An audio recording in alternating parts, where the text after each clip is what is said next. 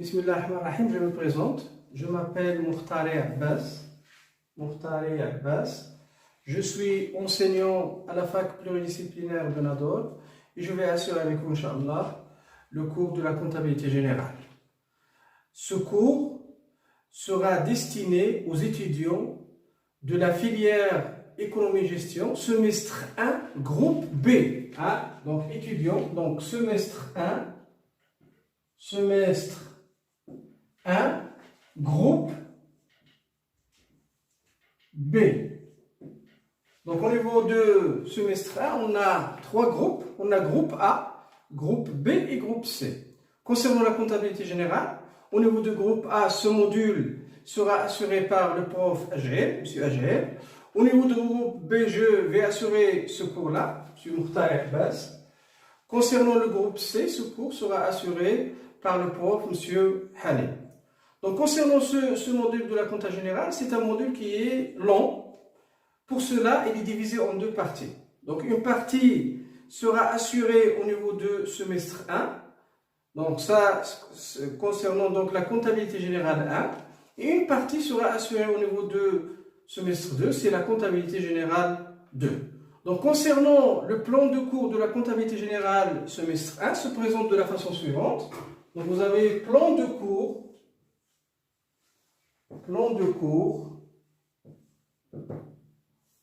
Donc on a au niveau de chapitre 1, on va traiter le bilan et le compte de produits et charges, ce qu'on appelle le bilan et le compte de produits et charges. Donc ce sont deux états de synthèse. Vous avez le bilan et vous avez le compte de produits et charges. Donc ça concernant le chapitre 1. Concernant le chapitre 2, on va traiter la notion de compte, qu'on appelle le compte et le principe de la partie double. Le principe de la partie double. Concernant le chapitre 3, on va traiter les opérations courantes,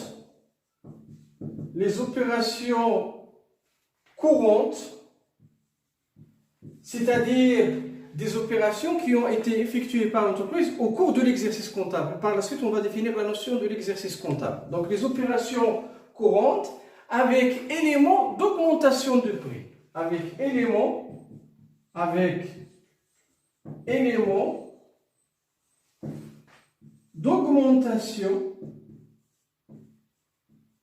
d'augmentation du prix. Lorsque je dis prix, c'est-à-dire prix d'achat, vente. Prix d'achat pour l'acheteur, prix de vente pour le vendeur. Donc prix d'achat tiré vente. Donc je répète, au niveau du chapitre 3, on va traiter les opérations courantes avec éléments d'augmentation du prix d'achat-vente, c'est-à-dire des éléments qui entraînent l'augmentation du prix, soit le prix d'achat, bien le prix de vente. Et concernant ces éléments, on a deux. On a les frais de transport. Les frais de transport entraînent l'augmentation du prix. Et vous avez aussi la taxe sur la valeur ajoutée. Donc ce sont deux éléments qu'on va traiter au niveau du chapitre 3. Donc là, vous avez les trois chapitres à traiter, Inch'Allah, au niveau de ce semestre. Donc vous avez chapitre 1, le bilan et le compte de produits et charges. Chapitre 2, le compte, la notion de compte qu'on va voir, et le principe de la partie double. Et chapitre 3, les opérations courantes avec éléments d'augmentation de prix, c'est-à-dire de prix d'achat-vente. Donc ça concernant le cours à faire au niveau de ce module-là, concernant le semestre 1. Concernant la bibliographie, donc maintenant vous êtes des étudiants à la fac, vous pouvez chercher, donc faire des recherches, et concernant la comptabilité générale, tout ouvrage qui utilise ou bien qui se base sur le plan comptable marocain. Le plan comptable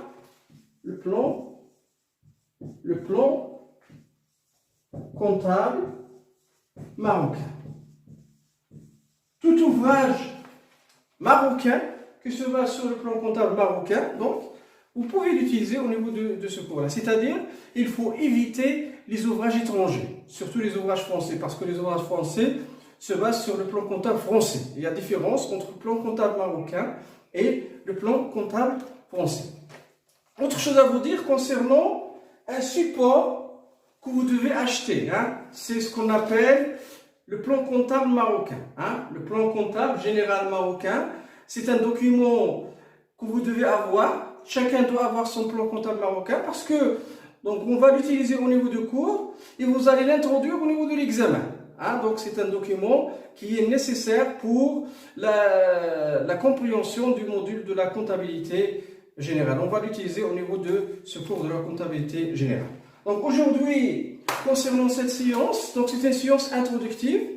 On ne va pas traiter le chapitre 1, on va parler un peu de l'importance de la comptabilité générale au niveau d'une introduction concernant ce cours-là.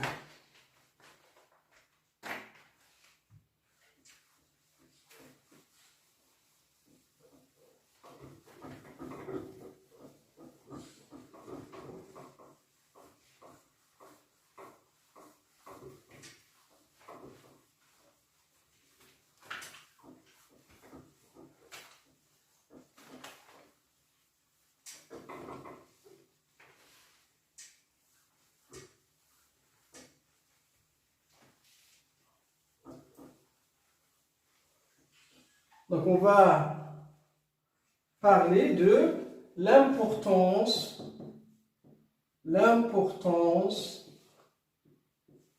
de la CG, c'est-à-dire la comptabilité générale. Pourquoi la comptabilité générale est importante? Donc pour répondre à cette question, on va partir de la notion de l'entreprise. Notion de entreprise. Al-Mukawala, hein, l'entreprise. Et si on cherche à définir ce concept d'entreprise, il existe plusieurs définitions.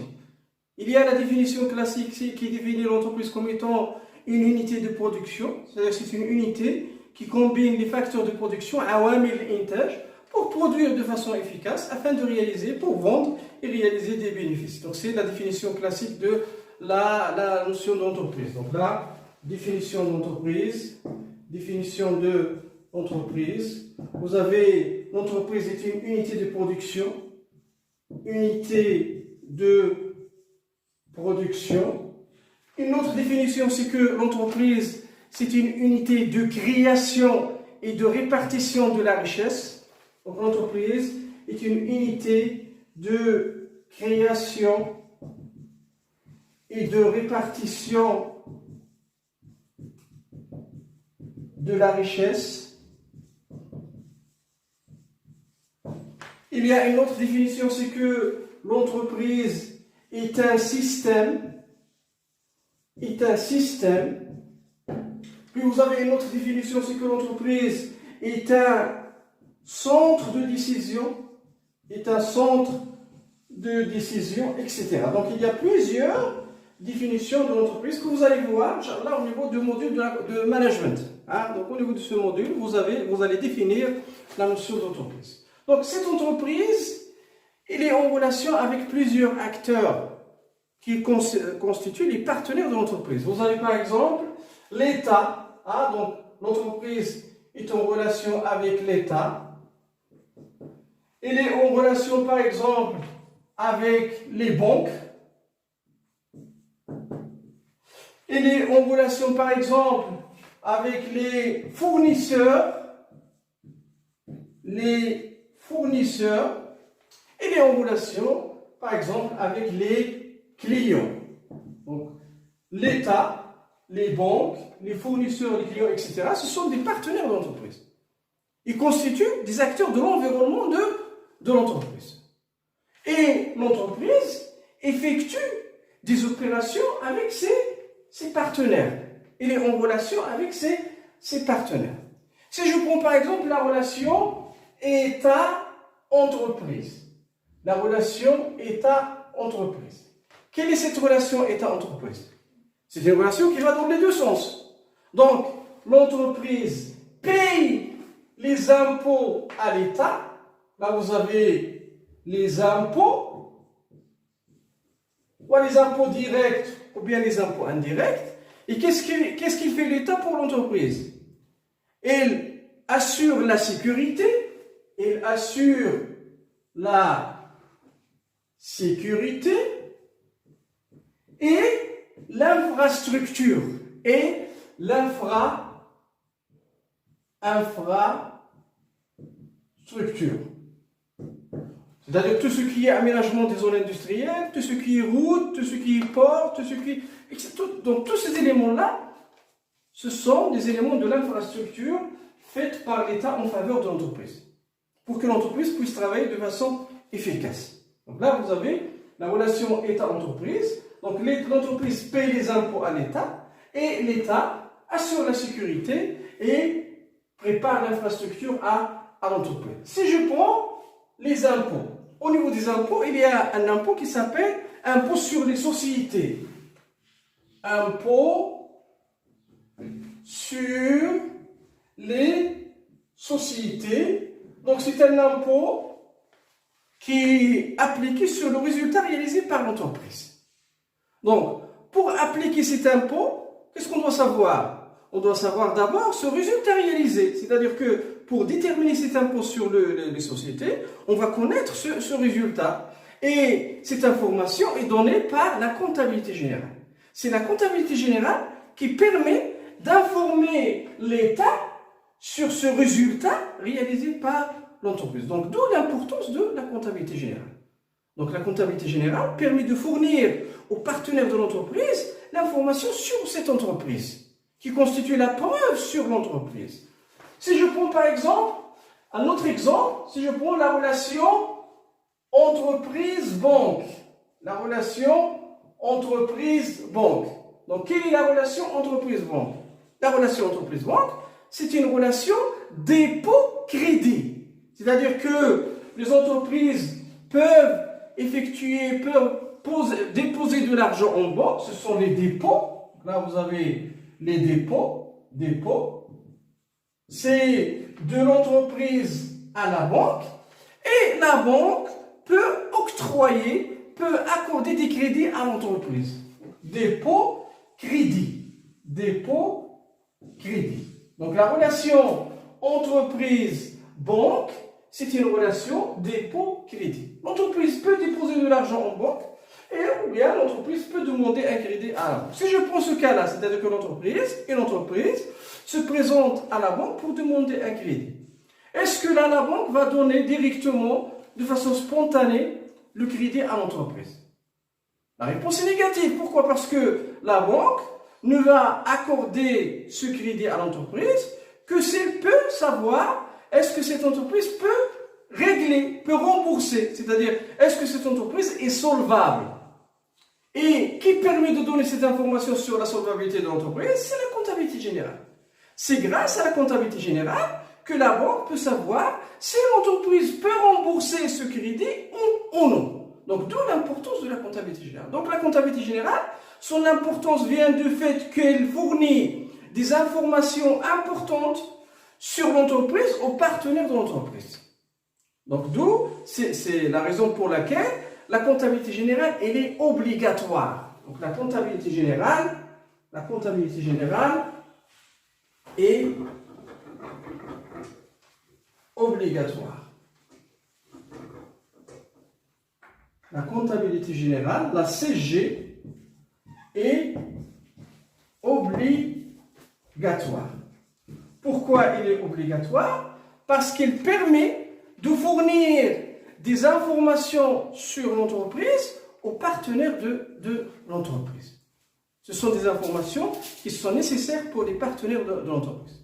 Et ces informations, ce sont des preuves sur la situation de l'entreprise. C'est la raison pour laquelle la comptabilité générale a un aspect probant. La comptabilité générale a un aspect probant, c'est-à-dire elle fournit des preuves sur l'entreprise aux partenaires de l'entreprise. Donc, d'où l'importance de cette technique qui est la comptabilité générale. Donc, on a dit que l'entreprise effectue des opérations avec les partenaires. Ces partenaires, ce sont des acteurs de l'environnement. Et ces opérations, je vais effacer le tableau, ces opérations sont analysées en termes de flux économiques.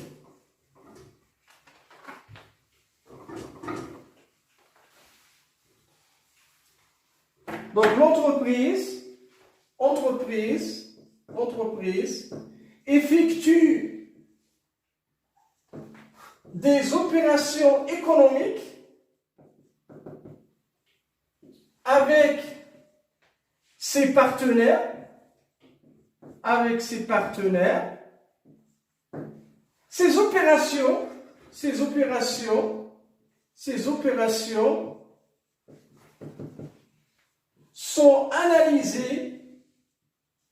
sont analysées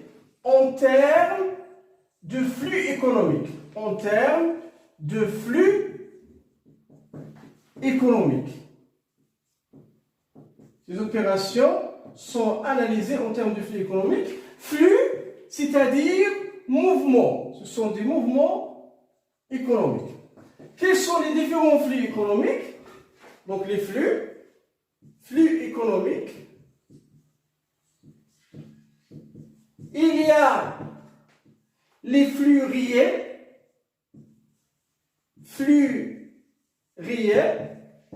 Ce sont des flux matériels, concrets, on les voit. Exemple, flux de marchandises.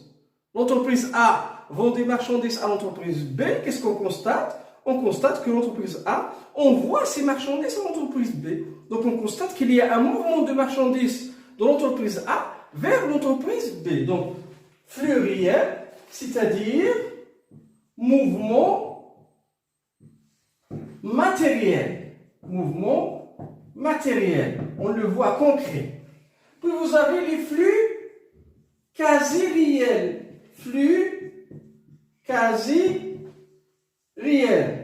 Ce sont des flux en termes de prestation de services. Donc c'est un flux qui est abstrait, qui n'est pas matériel, on ne le voit pas. Donc ce sont des flux, ou bien mouvements en termes de prestation, de services, concernant le deuxième flux. Puis vous avez le troisième flux financier. C'est un flux en termes de moyens de paiement. Flux, mouvement en termes de moyens de paiement. Moyens de paiement, exemple les chèques bancaires, les espèces, etc., etc. Donc on a trois flux. Je vais vous donner deux exemples pour montrer la notion ou expliquer la notion de flux. Donc vous avez exemple 1, par exemple, exemple 1. L'entreprise A achète des marchandises de l'entreprise B, par exemple, pour 15 000 dirhams par chèque bancaire.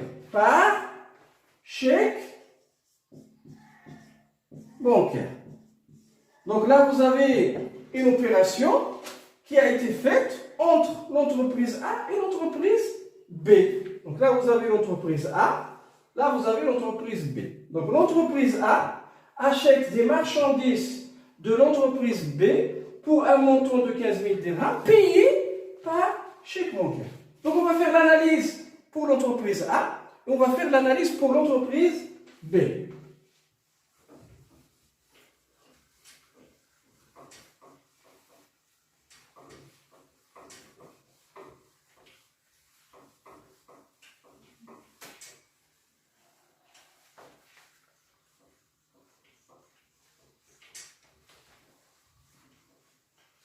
Donc là, vous avez l'entreprise A. Et là, vous avez l'entreprise B. Donc, quelle est la ressource de l'entreprise A? Quelle est sa ressource? Qu'est-ce qu'elle dispose pour acheter des marchandises? Elle dispose de l'argent. Donc, ressource, c'est l'argent sous forme de chèque bancaire. Donc, il a envoyé ces chèques bancaires à l'entreprise B. Donc là, on a un mouvement. Là, vous avez un mouvement. Quelle est l'étude de ce mouvement? Est-ce que c'est un mouvement, ou bien c'est un flux réel, ou bien c'est un flux quasi réel, ou bien c'est un flux financier? C'est un flux financier. Et là, il est exprimé en termes de chèque bancaire. Donc là, vous avez la ressource, c'est flux financier sous forme de chèque bancaire. Quelle est la valeur? 15 000 dirhams. Donc, la ressource pour l'entreprise A, c'est de l'argent sous forme de chèque bancaire qu'il a envoyé à l'entreprise B. Pourquoi il a envoyé cet argent? Pour avoir des marchandises. Pourquoi? Parce qu'on a dit que l'entreprise A achète des marchandises. Qu'est-ce qu'on constate? On constate qu'il y a un flux qui va partir de l'entreprise B vers l'entreprise A. Donc là, vous avez le flux et qui constitue pour l'entreprise A un emploi. C'est-à-dire que l'entreprise A employé cet argent sous forme de chèque bancaire pour l'achat des marchandises. Donc les marchandises, c'est quel type de flux? Marchandises, on les voit. C'est quelque chose qui est concret, quelque chose qui est matériel. On peut toucher une marchandise. C'est-à-dire que les marchandises, c'est un flux réel de poids, marchandises, pour la valeur de 15 000 dirhams. Donc je répète, l'entreprise a utilisé son argent sous forme de chèque bancaire qui représente un flux financier pour avoir des marchandises qui représentent un flux réel pour la valeur de 15 000. Maintenant, on va faire l'analyse pour l'entreprise B. Donc, quelle est la ressource de l'entreprise B? Ce sont les marchandises dont elle dispose. Qu'elles vont? Donc, la ressource, ce sont ces marchandises qu'elle a utilisées. Pourquoi? Pour avoir cet argent. Donc, il a vendu ces marchandises à l'entreprise A pour avoir cet argent. Donc, la ressource, ce sont les marchandises qu'il a vendues et l'emploi, ce sont de l'argent qu'il a reçu. Donc, qu'est-ce qu'on constate au niveau de cet exemple, ou bien de cette analyse? On constate que là, au niveau de l'entreprise A, qu'est-ce qu'on a? On a les ressources et on a les emplois. La même chose, au niveau de l'entreprise B, on a les ressources et on a l'emploi. Qu'est-ce qu'on constate aussi? On constate que au niveau de ces ressources et emplois, il y a égalité, c'est-à-dire que l'emploi est égal à la ressource. Pour l'entreprise A, c'est 15 000, 15 000. Pour l'entreprise B, l'emploi égale ressources, c'est toujours 15 000 égale à 15 000. Donc cette relation emploi-ressources, elle est fondamentale au niveau de la comptabilité. C'est le fondement de la comptabilité générale. Et on va voir la relation emploi-ressources au niveau de ce cours-là, aussi bien au niveau de bilan, ce qu'on avait défini au niveau du chapitre 1, au niveau de CPC, etc. Donc là, concernant l'exemple 1, on va poser un deuxième exemple. Exemple 2, par exemple, toujours l'entreprise A. Entreprise A fait réparer, par exemple, son camion ou bien sa voiture de service,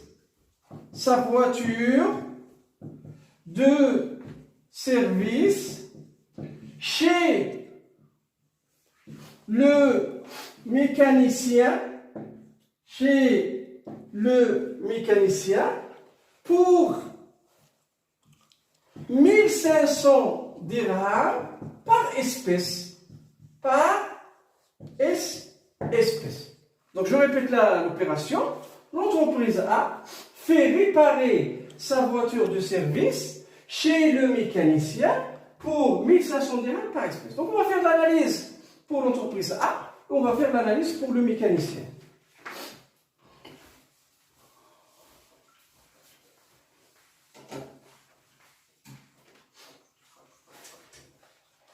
Donc là, vous avez l'entreprise A, et là, vous avez le mécanicien. Le mécanicien. Donc d'abord, on va faire l'analyse pour l'entreprise A. Donc l'entreprise A, quelle est sa ressource? Sa ressource, c'est de l'argent qui est disposé sous forme d'espèces en caisse. Hein? Il a de l'espèce, il a de l'argent liquide. On l'appelle de l'argent liquide. Donc la ressource, c'est de l'espèce. C'est quel type de flux? Est-ce que c'est un flux réel, flux casériel ou flux financier? C'est un flux financier. Donc là vous avez l'envoi de l'argent au mécanicien. C'est un flux financier sous forme d'espèces. Pour quelle valeur? Pour une valeur de 1500 dirhams. Quel est l'emploi? Pourquoi il a employé cet argent, cette espèce? C'est pour réparer sa voiture de service. Donc là, on a un mouvement qui vient de mécanicien vers l'entreprise. Ah, c'est un emploi, puisque c'est un service. Ah, parce que là, l'entreprise A demandé un service de réparation de son véhicule de transport. Donc le service, c'est un flux quasi réel. Là, vous avez flux quasi réel. C'est la réparation de la voiture. C'est un service. Il est abstrait. Hein? Donc c'est un service. Donc c'est un flux quasi réel. Donc je répète, la ressource pour l'entreprise A, c'est de l'espèce qu'elle dispose et qu'il a utilisé pour avoir ce service de la réparation de la voiture de service parce que cette voiture est tombée en panne. Donc la ressource, c'est de l'argent liquide et l'emploi, c'est la réparation de cette voiture. Là, vous avez l'analyse pour l'entreprise A. On va faire maintenant l'analyse pour le mécanicien. Donc, quelle est sa ressource? C'est son savoir-faire. Son savoir-faire de réparation. Donc, la ressource, c'est ce service qu'il va assurer pour réparer cette voiture de service. Et quel est l'emploi? Donc, il a réparé pourquoi? Pour avoir de l'argent. Donc là, vous avez l'emploi, c'est les flux financiers en espèces. Donc, qu'est-ce qu'on constate? Pour l'entreprise A, l'emploi est égal à la ressource, qui est toujours là, c'est 1500. Hein? Je vais poser là 1500, à ce niveau-là. Toujours 1500 dirhams. Donc, l'emploi est égal à la ressource, c'est 1500 dirhams. Pour le mécanicien, la ressource est égale à l'emploi, c'est toujours 1500 dirhams. Donc, il y a égalité entre emploi et ressources. Comme je l'ai dit auparavant, cette analyse en termes d'emploi et de ressources, c'est le fondement de la comptabilité générale. Donc, on a dit que... Donc, si vous avez pris l'exemple, je vais effacer le tableau.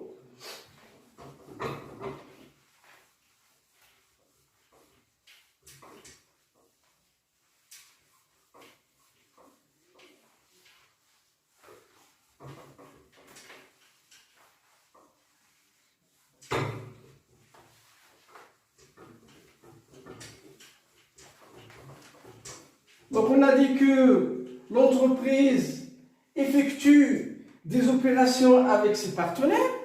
Ces opérations sont analysées en termes de flux économiques. Quel est l'objectif de la comptabilité générale à ce niveau-là? Qu'est-ce qu'elle fait la comptabilité générale? Elle joue un rôle important, lequel? C'est qu'elle permet d'enregistrer chronologiquement ces opérations effectuées par l'entreprise avec ses partenaires. Donc, définition de la comptabilité générale. Donc, je vais écrire la définition. La comptabilité générale est une technique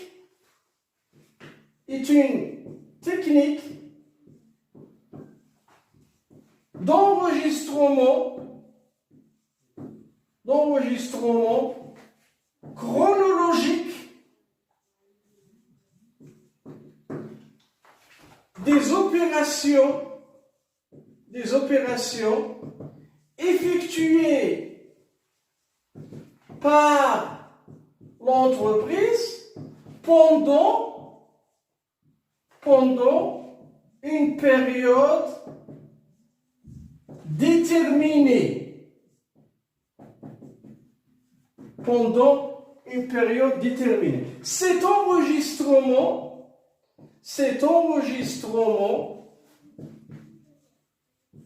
a pour but la détermination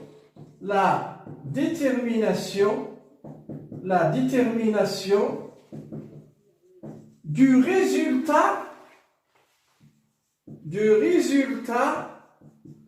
de la dite période, c'est-à-dire de cette période. Donc je répète, la comptabilité générale est une technique d'enregistrement chronologique, c'est-à-dire jour après jour, des opérations effectuées par l'entreprise. On a dit que l'entreprise effectue des opérations quotidiennes avec les partenaires de cette entreprise pendant une période déterminée. Cette période déterminée, on l'appelle au niveau de la comptabilité générale un exercice comptable. Donc, exercice comptable. Et l'exercice comptable va de 1 l'année N jusqu'à 31/12 année N. Donc là, c'est un exercice comptable. Et la survie de l'entreprise, c'est la succession d'exercices comptables. Là, vous avez la survie de l'entreprise, c'est sous forme d'exercices comptables, exercice 1, exercice 2, exercice 3, exercice 4, etc.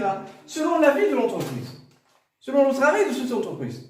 Une entreprise peut survivre pendant longtemps et l'entreprise peut survivre pendant quelques exercices comptables selon le travail qu'elle fait, selon sa performance. Donc là, vous avez exercice 1, exercice 2, exercice 3, etc. Donc je répète, la comptabilité générale, c'est une technique d'enregistrement chronologique des opérations effectuées par l'entreprise pendant une période déterminée. Je répète, cette période déterminée s'appelle un exercice comptable. Cet enregistrement a pour but, en dernier lieu, quoi? C'est d'informer sur ce résultat réalisé par l'entreprise. Parce que cette entreprise qui effectue chaque jour des opérations, en dernier lieu, à la fin de l'exercice, elle doit réaliser un résultat. Ce résultat, normalement, doit être, là, l'entreprise cherche un bénéfice, mais parfois, elle peut réaliser des pertes. Donc, je répète, là, cet enregistrement a pour but la détermination du résultat de la dite période, c'est-à-dire le résultat de cet exercice comptable. Donc, ça concernant la définition de la comptabilité générale. Et la comptabilité générale cherche plusieurs objectifs. Donc, les objectifs de la comptabilité générale. Objectif, donc là vous avez définition, objectif de la comptabilité générale. Le premier objectif, c'est quoi? Suivre l'évolution du patrimoine. Donc, suivre l'évolution du patrimoine de l'entreprise. Suivre l'évolution du patrimoine de l'entreprise. Qu'est-ce que le patrimoine de l'entreprise? Le patrimoine de l'entreprise, c'est trois composantes. Vous avez les biens, c'est-à-dire les biens dont dispose cette entreprise. Et là, cette entreprise, elle travaille, fonctionne, et là, elle utilise des biens. Par exemple, il a une machine, il a des marchandises, il a des entrepôts, il a des véhicules, etc., etc. Ce sont des biens que possède l'entreprise et qui permettent à cette entreprise d'assurer son travail, de fonctionner. Donc, ce sont les biens. Puis, vous avez les créances.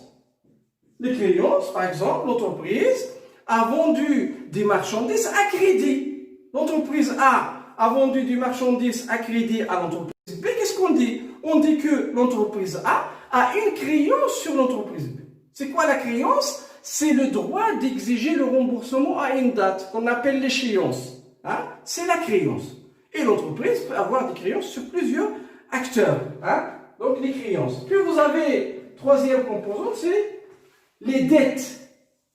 Les dettes, c'est-à-dire quoi? C'est-à-dire que l'entreprise, il a acheté par exemple des marchandises ou bien des matières premières à crédit. Donc il a le devoir de payer cette dette envers son fournisseur. Donc les éléments de patrimoine sont les biens, créances et dettes. Donc quel est l'outil qui va nous permettre ou bien qui va nous donner cette information sur ce patrimoine? C'est le bilan. Donc je répète, la comptabilité générale permet de suivre l'évolution du patrimoine de l'entreprise grâce ou bien à partir du bilan. À partir du bilan. C'est le bilan qui nous donne cette information sur le patrimoine de l'entreprise. Donc ça, c'est le premier objectif. Puis vous avez le deuxième objectif, c'est de connaître les composantes et les causes du résultat à travers un autre document comptable. On a un autre état de synthèse qui est à travers le compte de produits et charges. À travers le compte de produits et charges, connu sous l'appellation le CPC. Donc je répète, un deuxième objectif, c'est que la comptabilité générale permet de connaître les composantes et les causes de résultats, parce que ce résultat que l'entreprise a réalisé, il a des composantes qu'on va voir avec le CPC. Donc permet de connaître les composantes et les causes de résultats à travers quoi? À travers le compte de produits et charges. Donc ça concernant le deuxième objectif. Et vous avez un troisième objectif que je vais poser à ce niveau-là, de cette partie supérieure. Je vais passer là.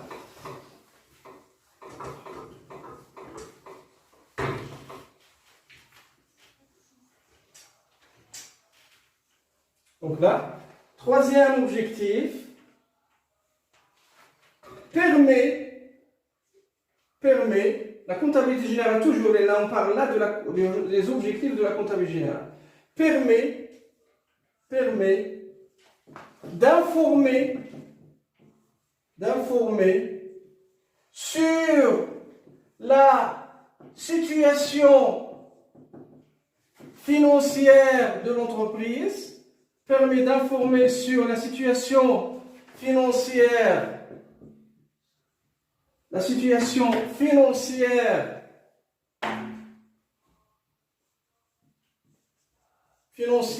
de l'entreprise à travers deux documents comptables qui sont donc à travers le tableau de financement, et ce qu'on appelle l'état des soldes de gestion et l'état des soldes de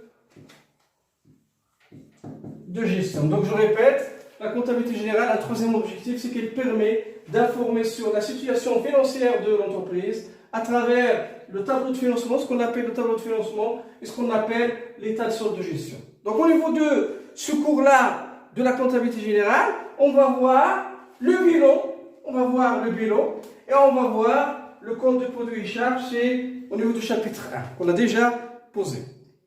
Puis vous avez le tableau de financement et l'état de solde de gestion. Ce sont deux documents ou bien deux états que vous allez voir au niveau de un module que vous allez voir au niveau de cette filière économie-gestion qui est un module de la gestion financière.